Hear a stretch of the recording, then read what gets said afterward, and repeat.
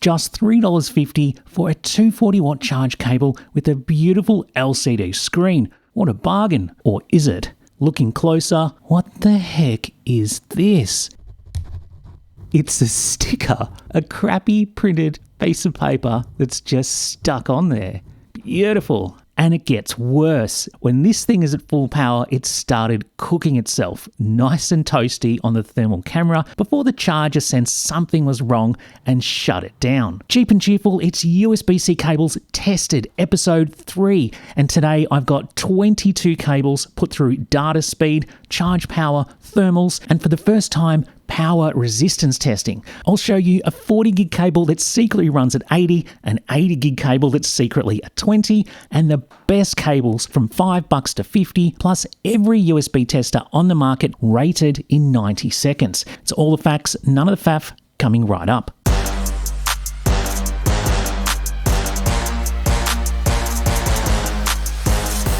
Almost every item today I bought myself except for the USB testers and a couple of cables. All data and charts are available at cheerful.cheap. Timestamps are below. Let's get started. First up, one of the biggest surprises for me while filming this episode started with the Wekome WDC49. It's a $10 US cable, nice LCD screen on the end, sold as a 40 gigabit USB 4 cable, ran the data test, and it delivered 80 gigabit speeds at 6,312 megabytes a second. I checked again and again. I checked system information, and yeah, it really is establishing an 80 gigabit link and maintains that speed over time, so it's not just a one-off blip. And I thought, hang on, is that just the only one? Let's check the other 40 gig cables. So I checked the UGREEN L705, very popular low-cost cable, also sold as 40 gigabits and also hit 6,258 megasecond on an 80 gigabit link. What about the LTT TrueSpec? Another 40 gig cable hit 6,192 megasecond, all hitting the same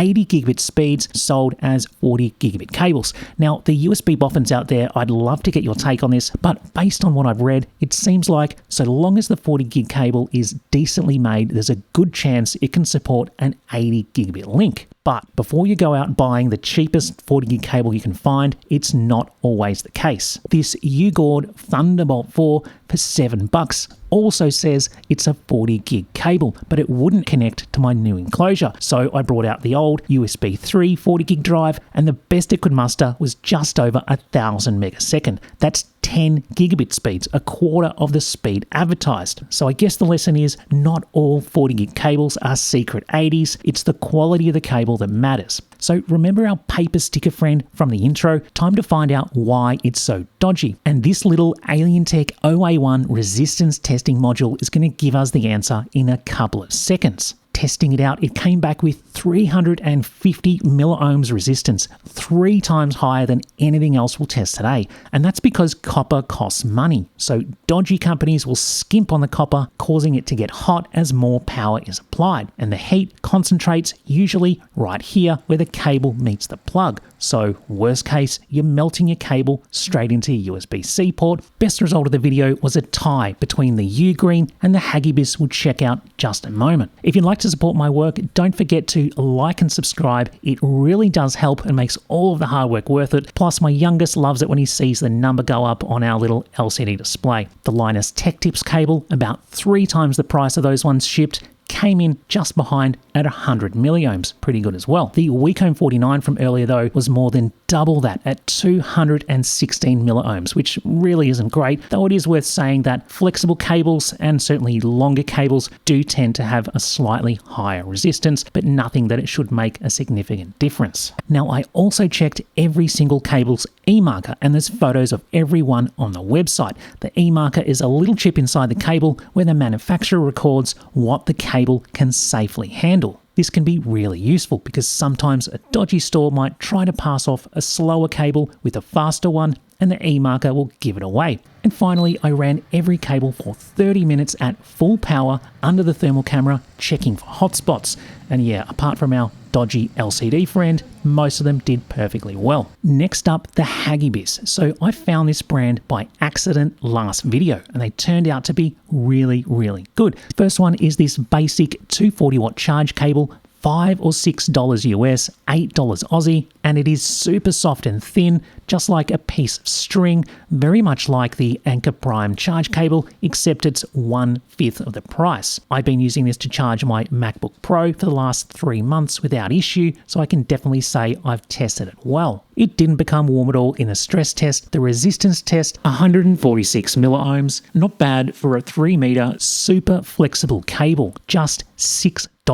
This easily becomes my new favorite cheap charge cable. I've already ordered more. If you wanted something fancier, they've got a magnetic coiling 240 watt, also very nice. It's got anodized aluminium ends with an LCD screen showing watts, amps, and volts. Photos on AliExpress make it look tacky, but in person, this is a really nice cable, very flexible too, not as much as the other one, but perfectly fine for charging. Resistance on this one came back yesterday at 121 milliohms, $20 US, really nice cable. Now moving on to data cables, the two best bargain ones right now. First up, the UGourd TB5 cable. Last video, it was $27 US. But right now, everybody's selling these for $10. Price is probably going to go up any second. If you wanted a cheap, good charge data cable, this is an excellent buy. 80 gigabits, 240 watts, really nice quality, nice and flexible. It came back at 6,258 megs a second, and resistance was just 101 milliohms. I put the link below under UGourd TB5. Now, if that's already sold out or gone up in price, the UGourd TB5 cable is also fantastic. It tested even better than the UGREEN at 6,369 megs a second, the second fastest speed today. Resistance was even lower than the UGREEN at just 96 milliohms. To be honest, I like the material of the UGREEN a bit better. It just feels a lot more like the Anker Prime data cable. This one, the UGourd, is more rubbery and feels more like the LTT cable, but either way, they're both excellent. If you want more details on the difference, check out the website. I've got a review on every single cable here. Alright, next up, let's rapid fire over the new charge cables, many of them good, some of them rubbish. Everyone has a detailed review at cheerful.cheap. Plus, you can check out the interactive chart on the website, look at the results for data speed, watts, resistance, mixed views, and click on a cable to see the specifics, but screenshots, the lot. This Tookie cable, $9 or $10 with a proper OLED screen with heaps of detail on the end. Resistance is a little bit high just for a charge cable, though it is 2 meters. I gave it a B. Next up, the Wekome Magneto. So it's got a very strong magnetic coiling with built-in USB-C, A, and lightning adapters on the ends. Particularly for only $10, it's not too bad. Whoever's doing the packaging at Wekome, you are awesome. Keep up the good work. The Essager, $5. It works, but the plastic on the end of this thing is just the cheapest, most dodgiest plastic packaging kind of plastic I've seen on a cable, and all in this polluted river brown. Yeah, not a huge fan. Next up, the AOHI Silky cable, my favorite cable for a very long time. We've got heaps of these. My wife and I use them to charge our phones. 140 watts, nice and soft silicone, so it's gentle on your ports. The best part is it's easy to buy on Amazon, AliExpress, and AOHI.com. I've got a coupon code down there for about 15% off. Really good charge cable, still one of my favorites, and I still recommend these to friends. And finally, the Anker Prime charge cable. This is still the softest, most flexible cable I've ever tested. It is like a piece of string or fabric. It's just, it's crazy. Fantastic cable. You can see why I compare the Hagibis. They're both similar in their fabric and extreme flexibility. It is not cheap though, but if you want the absolute best charge cable there is, no matter the cost, pick up this one. You won't regret it. Link below. Okay, premium data cables plus some money saving advice. Now, if we look at the chart, every fast data cable, that's the top section here, landed between 6,190 and 6,370. At this level, they're all crazy fast. So the only real difference is the price, the flexibility, and the resistance. So how do you choose?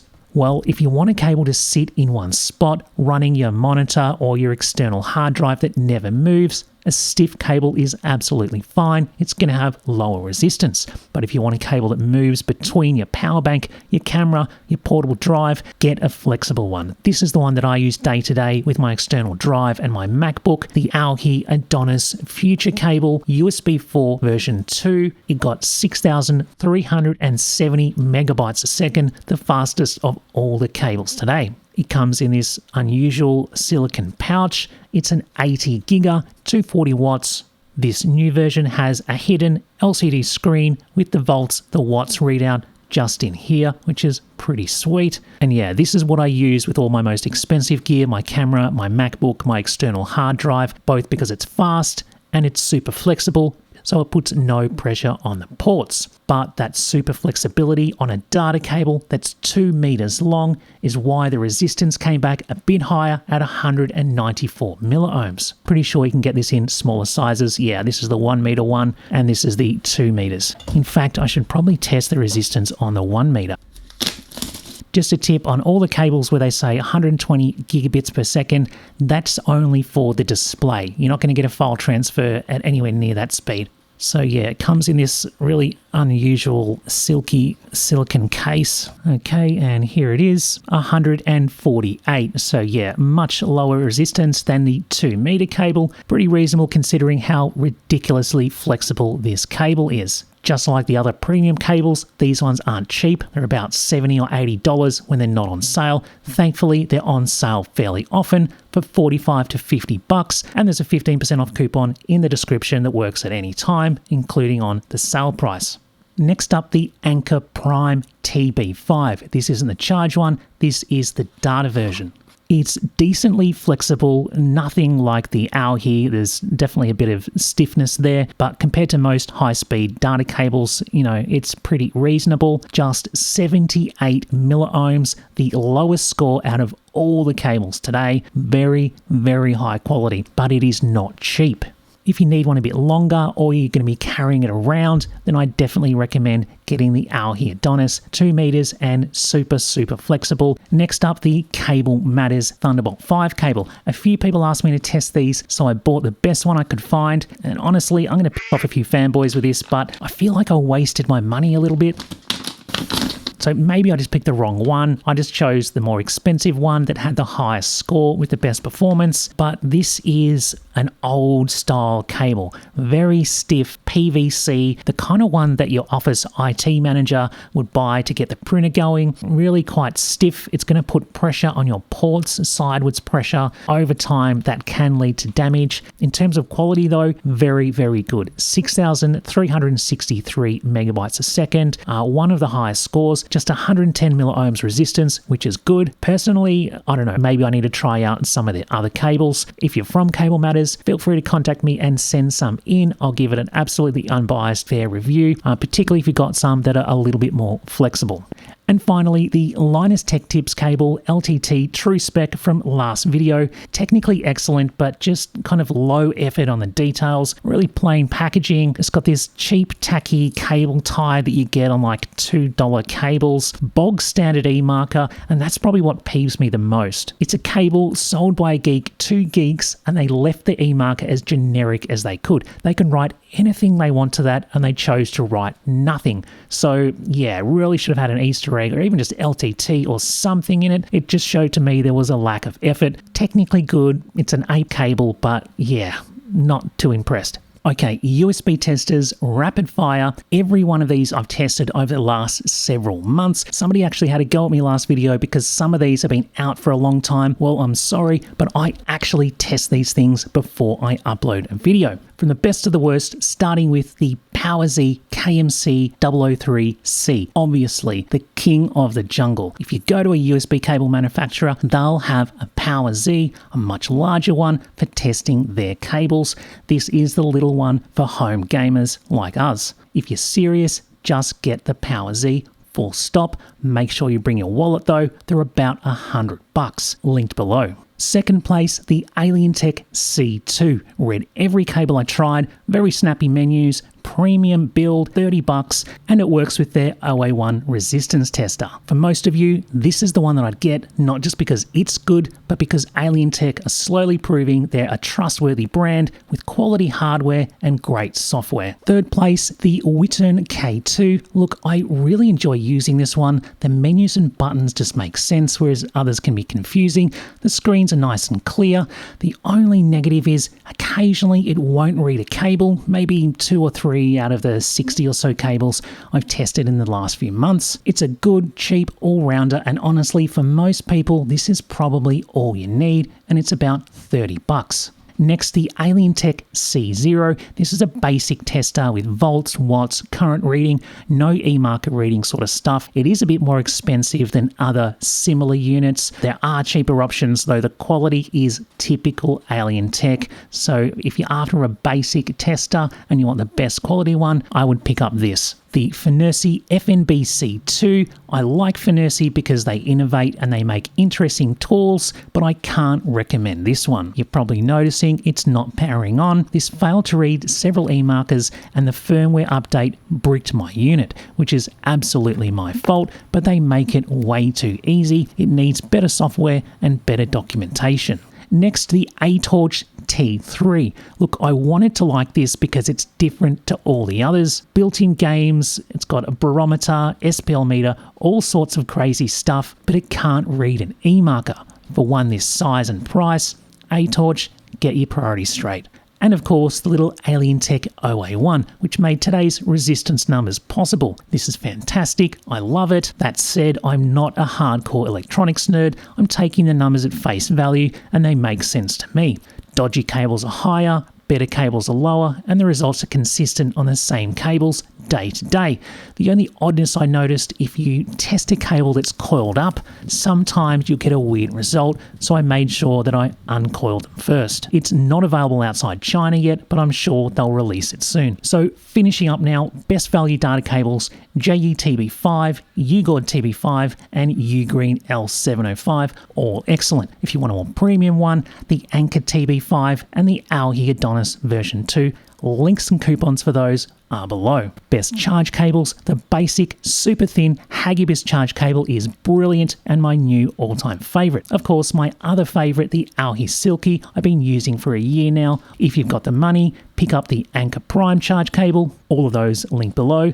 If you like some recommendations on good low-cost gear, check out my website, cheerful.cheap. All the gear today has full reviews, screenshots of the test results, and the interactive chart. I hope you found this video useful, and as always, be cool, be kind, and I'll see you next time.